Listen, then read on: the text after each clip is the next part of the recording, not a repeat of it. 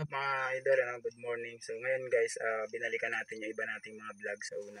So ito yung matatagal na nating vlog. So kinumusta lang natin at alam ko din karapat dapat din ito matulungan dahil talagang yung bahay nila is walang pagbabago yung pa rin kasi nga si tatay ay ang hanap buhay ay yung magtinda lang ng lana o yung pamahid, yung langis.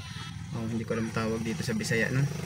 Basta yung pinagagamit natin pang haplas na langis, yung sariling gawa, natural herbal na oil, herbal oil.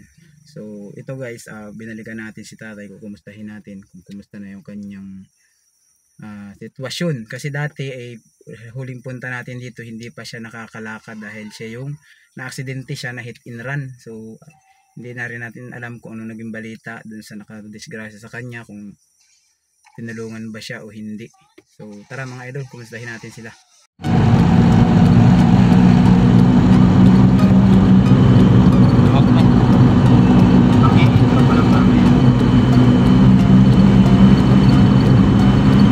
Peltrangco.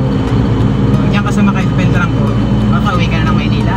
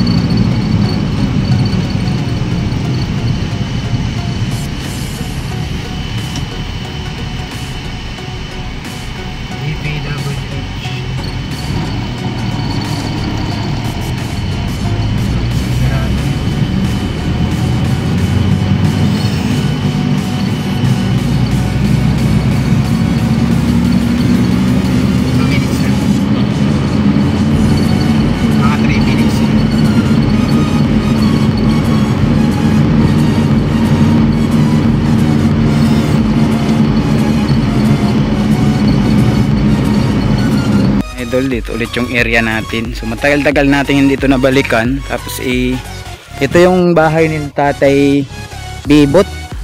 Si Tatay Bibot. Ano ang tunay na pangalan ni Tatay Bibot eh? Si Lolito Bibot no? Salvador, ayan. Lolito Salvador alias Bibot. So pwede mahutan na ako sa iyo. Ano ka ni Tatay? Ikaw ang bana niya? Asawa. So ito pala asawa ni Tatay Bibot. Mas kilala ni Tatay Bibot kasi doon natin siya nakilala. Kumustahin ko lang sana natin si Tatay kung kumusta na yung kanyang sitwasyon ba. Gamot lang niya, ganun lang. Hindi pa rin masyado. Hindi siya nakabalik sa normal. Talagang ang lakad, hindi na talaga makabalik sa normal. Kasi nabakalan man siya sa una, ano? Tapos yung ano niya dito, medyo ano pa siya.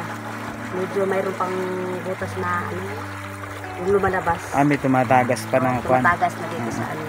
Yung mga gikan sa loob. Yung pinagdaanan ng tubo. Tapos Kasi may ano siya eh. nung panahon na nagbablog ako dito, parang isang beses lang yata kita nakita. Yung ano lang yung dati. Oo, wala ako dito. Nag-ano ako doon ako nagtrabaho sa Manila. Nagtrabaho ka ng Manila. Saan ka sa Manila nagtrabaho, te? Sa Las Piñas. Las Piñas. Pero ngayon umuwi na ako kasi wala na yung mga anak ko din na makaaral na mag. Kasi nung unang punta ko dito dati, pumupunta ako dito, mga anak mo yung pumalit ng pagtrabaho nung kay Tatay Bibot, magtinda ng lighter. Sa mga allocation. Medyo sasama din siya.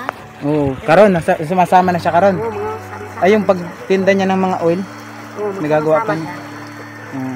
So ito pala mga idol, yung kan tatay na ginagawa, yung hinihimo sa Bisaya. Himag pala, himag. Ito yung halamang mga bagin, kahoy ang gamit sa loob. Himag talaga siya pangalan. Himag daw ito sa Bisaya. Pero hindi ko alam sa Tagalog basta sa amin to. Himag din sa Tagalog kasi himag din ba? Sana i-search mo lumabas dito sa himag. Himag din. Sa Tagalog, himag din siya. Ito yung kanilang, sabi ni tatay, kapag daw gagawa siya, sa bukid pa niya nahanap. Punta pa siya ng bukid para lang makakuha nito. So ito yung pinakang himag na inasabi. Tapos ilalagyan ng langis.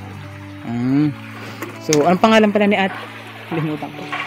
Marilo po. Si Nanay Marilo na asawa ni Tatay Bibot. Si Tatay Bibot wala So yung pagpunta natin dito biglaan. So hindi wala rito si Tatay Bibot, hindi natin makikita. Dahil si Tatay Bibot daw ay pinatawag sa barangay. O baka may blessing na ibibigay si Kapitan. Kaya alam naman natin yung sitwasyon ng bahay ni Tatay Bibot. Hindi pa rin nakakaalis dito sa gilid ng tubig. Kung man to tawag dito sa Tagalog ay simbre sa pispan, sa kanang gilid or ulungan sa amin ang pagpaagas ng tubig ng pispan. Hindi ko alam tawag sa Bisaya kung anong tawag sa kanila nito. Ganitong tayo. Dito siya nakatayo, ang kanyang bahay ay nasa ibabaw ng tubig halos. Buti hindi nung lumulutang. So, hindi naabot siya ng tubig. Abot yan. Pag malaki ang tubig. Pag kanina malaki ang tubig dito yan sa loob. Kanang pagtaob. Oo, abot yan. So yung mga anak mo pala nag-aaral pa ngayon, hindi na. Nag-aaral yung dalawa ko, yung isang huminto. Huminto na. Alin ang huminto? Ha? Alin ang huminto sa nag-aaral? Nag-aaral? Oo. Sa Bisaya pa. Hindi. Alin ang huminto? Di ba yung may panganay, may bunso? Yung yung tatlo ko. Yung babae. Kasi yung ibang anak mo, yun yung naghahanap buhay. Hanggang ngayon naghahanap buhay pa rin sila. Anong trabaho ng mga anak mo iba ngayon? Yung ikalawa ko nagtrabaho doon sa anak ng pastor namin sa luto-lutuan ng pagkain. Karinderya. So hindi na sila naglalako ng lighter. Yung yung panganay ko. Yun yung lalaki. Yung pa rin yung nasa paglako ng lighter. Yung ganito. At saka ganito. Kasi nung una punta ko rito, as in lighter talaga nilalako daw nila. Inaalok sa mga tindahan. Tapos ay parang porsyento daw ata ang nakukuha. So tinanong ko sila dati, parang kumikita lang ata sila ng 50 pesos isang adlaw. Sabi ko paano magkakasya ka ako sa isang adlaw dalawa naman sila, so bali 100 piso. Tapos pag bumili pa sila ng tubig sa daan, bawas na magkano ang tubig, 15, 25. Halos 75 pesos na lang yung mauwi nila pag bumili sila ng isang tubig. So, grabe ang kung ko lang hindi pa rin nabago yung bahay nyo Hindi pa, ganun pa rin. Hindi siya nabago. Tsaka mas lumala siya ngayon kaysa dati kasi sa una hindi siya gaanong na siya, matumba na siya. Ang tawag dito hindi siya gaanong tagilid sa una nung punta ko dito. Kasi siguro may ilang buwan na ba? May isang taon na ba ako hindi nagpunta rito sa inyo? Kasi dati talaga halos every month may 2 beses ako makaadto kay tatay dito. Kumusta na pala yung nakadisgrasya kay tatay? Hindi natabangan ka mo? Hindi talaga. Talagang mataas ang konsyensya Kay sobrang tagal ni tatay nagdusa sa kanyang pagkadisgrasya. Hindi na Dako. Hindi na bumalik ya, talaga yung ano niya, Mm. lakad niya. Tapos dako pa ang gasto.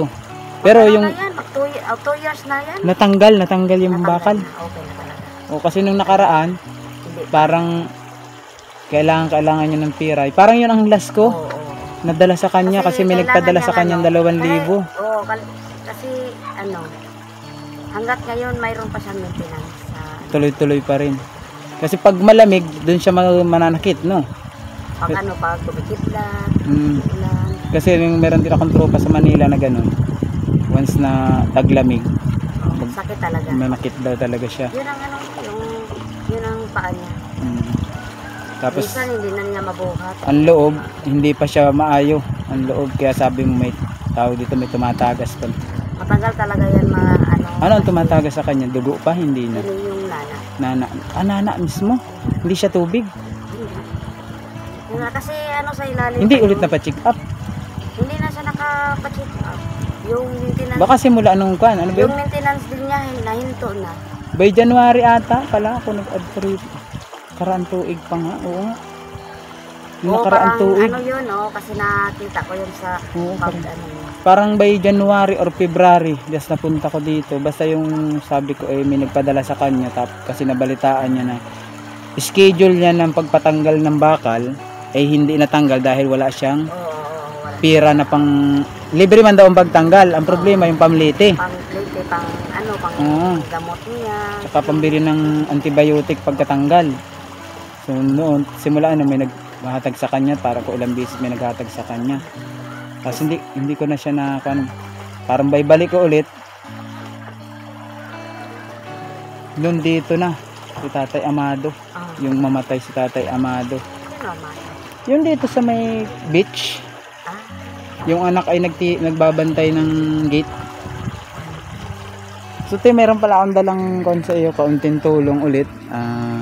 Bigas, pagpasensyahan mo na, yun lang ulit ang nakayahan ko ngayon. Kay ang ko ngayon sponsor ay walang gaanong sponsor, kaya talagang ano lang makayahan ko ngayon, yun lang ang naibibigay ko sa aking mga nagbablog. Kaya ito, binalikan ko ulit si tatay ko, kumustahin ko.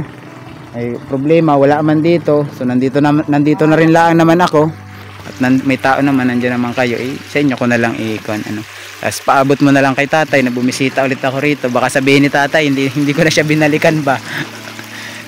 Kaya dugay ko nang gusto siyang balikan, kaso doon man lagi kami sa kabila. Sabi ko grabing busy, tapos punta kami Liangga. Sabi ko next time na lang kako si tatay bibot. Kaya sabi ko siguro na hindi naman nag-aalis yun sa kanila. So hindi ko alam na nandito ka na pala, kasi sabi ko dati ang asawa mo laging wala. wala nga Tapos, ako dito.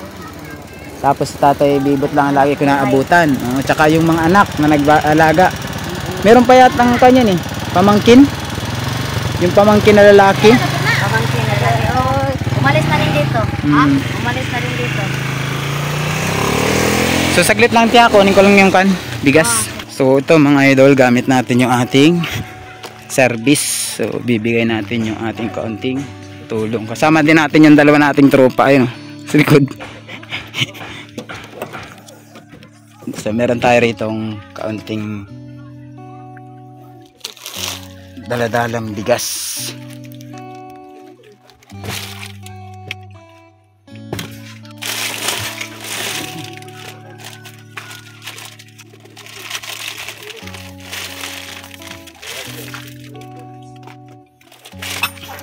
Nabubuo yung oil?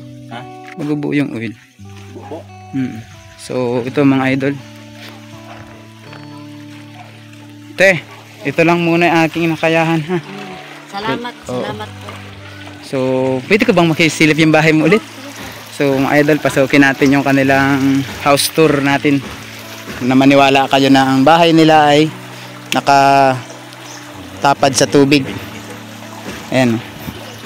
So yan, may nato pa rin yung mga aso, idol. Dito pa rin yung kanilang iro. Kasi ito.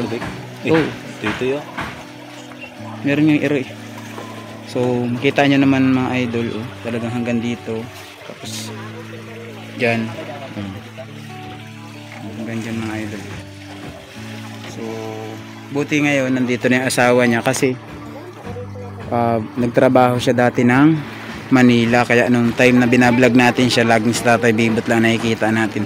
So sa lahat ng nakakapanood pala nito mga idol is paki like and share ninyo yung video natin para sa may mga bubuting puso makarating ulit yung video na ito na binalikan natin na ito na yung sitwasyon ng bahay ni tatay, talagang halos maguba na or tagilid na, halos nasa kuna ng tubig, inaabot na raw sila ng tubig. So sabi naman nila hindi naman nila mapaayos dahil kulang din sa pang araw-araw na pinansyal, kung ano lang kinikita nila halos nagkakasya lang sa buong maghapon.